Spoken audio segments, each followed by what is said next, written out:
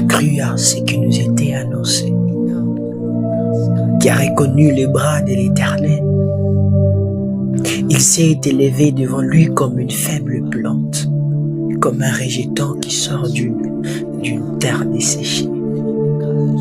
Il n'avait ni beauté, ni éclat pour attirer nos regards, et son aspect n'avait rien pour nous plaire. Méprisé et abandonné des hommes de douleur et habitués à la souffrance.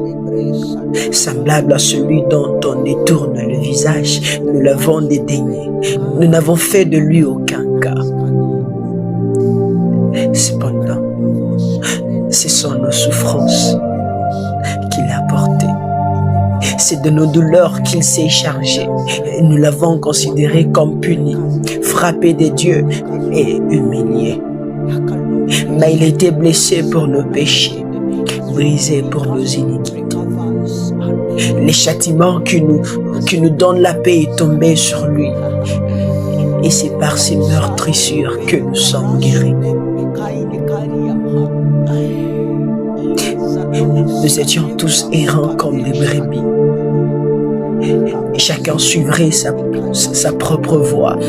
Et l'Éternel a fait retomber sur lui l'iniquité de nous tous. Il a été maltraité et opprimé.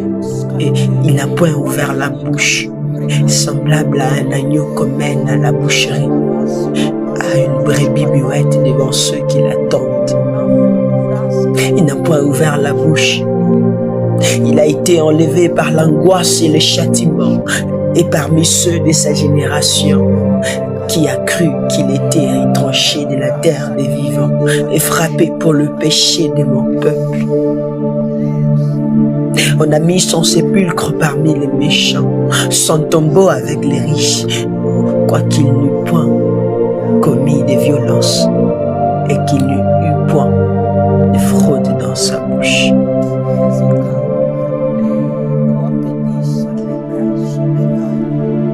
Il a plu à l'Éternel de le briser par la souffrance. Après avoir livré sa vie en sacrifice pour